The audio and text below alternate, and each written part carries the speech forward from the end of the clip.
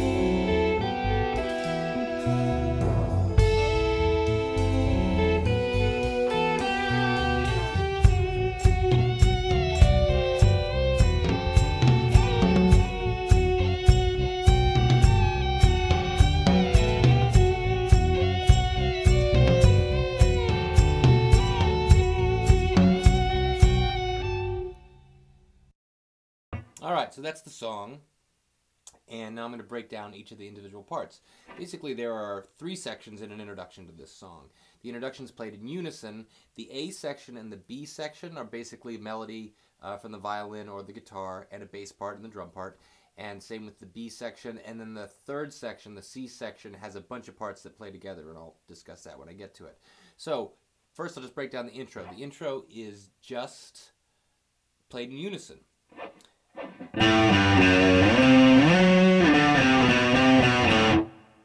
Now, this song is in F-sharp Locrian. All that means, G major notes. But I'm putting an emphasis on the 7th note, the F-sharp. Alright? The bass puts emphasis on that, the harmony puts emphasis on that, and the melody puts emphasis on that. Like I said, I'm not going to go into the theory too much, but you can check out the theory information at weirdguitarlessons.com. And all I'm playing here is notes from a G major scale. But I'm emphasizing the F sharp, the relationship between the F sharp and the C, the tritone, the very Black Sabbath there.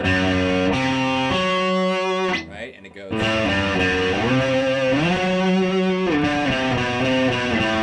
There it is. That's the introduction. Now the first melody is played by the violin, but I'm going to go ahead and play it here. And the melody is, well, you'll see the introduction is actually a variation on the melody. Melodies happens the same idea, played on one string, as was the introduction, and emphasizing that F sharp and that C tritone relationship.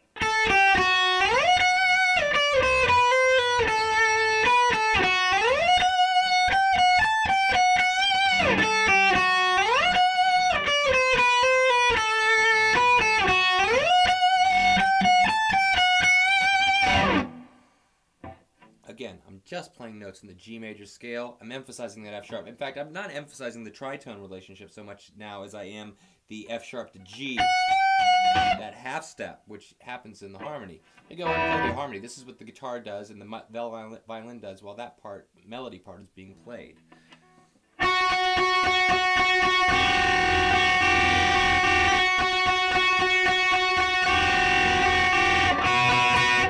All I'm doing, I got my pinky on the F sharp on the 2nd string at the 7th fret, and I'm stretching all the way down there to the 2nd fret to play the same note. So that's a unison. And then I bring it up a half step to a G, so I'm playing a minor 2nd. It's very dissonant. It emphasizes that F sharp Locrian sound. After I've done that a couple times,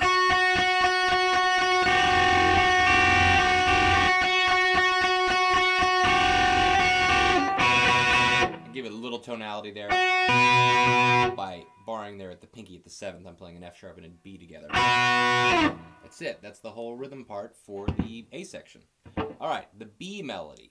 The B melody I play two different ways. I play it normally, and then I play it with artificial harmonics. Now let me just play it normally so you can hear how it sounds. Once again, emphasizing F sharp.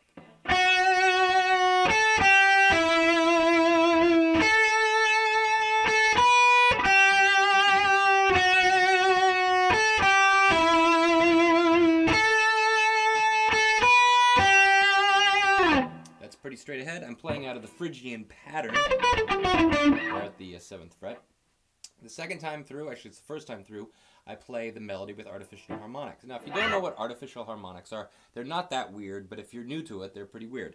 So here's a harmonic. Right, I'm here at the 12th fret. A bell-like chime sound. Now you can do that with one hand by picking the note, or fretting the note with your index finger and picking it with your thumb. Right?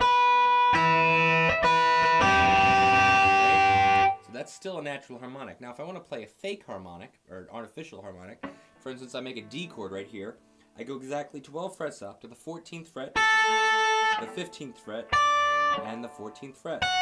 I'm basically playing through a D shape.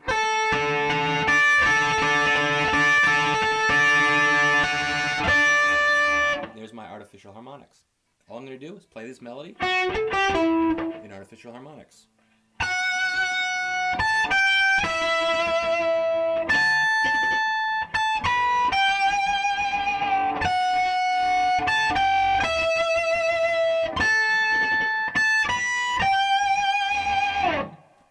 There you go. That's the B section melody.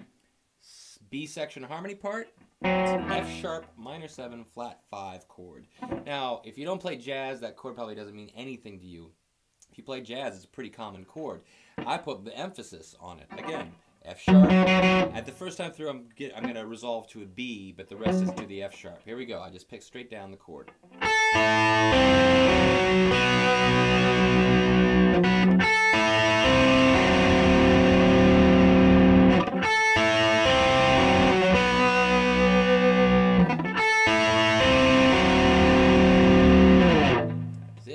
B section rhythm harmony part. Now the third section, the C section, there are 3 lines that get played by all the instruments and they all trade off. So I'll show you what I mean. I'm just going to play the guitar part straight through.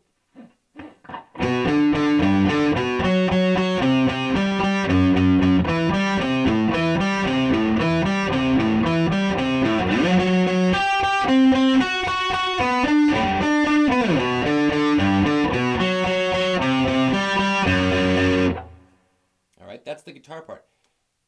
The violin does almost the same thing, certainly the same notes. There's one part that's low, so slightly different order, but don't worry about that. Anyway, it's the same part, but you start on a different part. So if I started on this part, the guitar started here.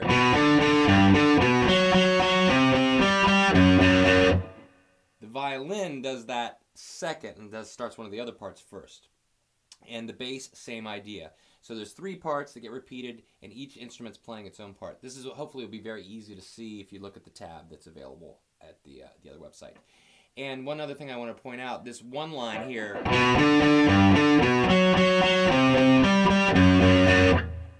the 4th part of that, the next part of that, not the next part, but one of the other parts of that is this. That that is the same part played backwards and up an octave. Okay, I'll play them back to back in the same octave so you can hear what they sound like.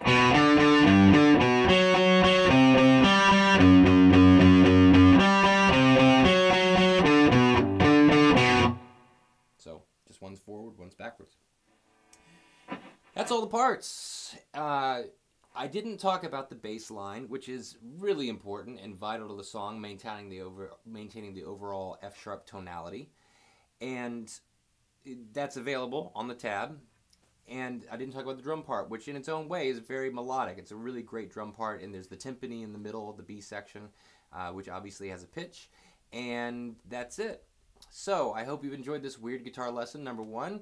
There's much more to come. And you can go to weirdguitarlessons.com to get the free sheet music for this, a theoretical analysis of the song, not too much, but just enough to get you started. And there's lots more at weirdguitarlessons.com, and we hope to see you soon. Hey, by the way, you can pick up this song, Train Range Zero. It's on the Boud Deun record, The Stolen Bicycle, which is on Amazon, iTunes, Bandcamp, all those sites. You'll find it online. It's a great record. I'm really happy with it. And if you're into weird guitar music, it's chock full of it. So, thanks for watching. Bye-bye.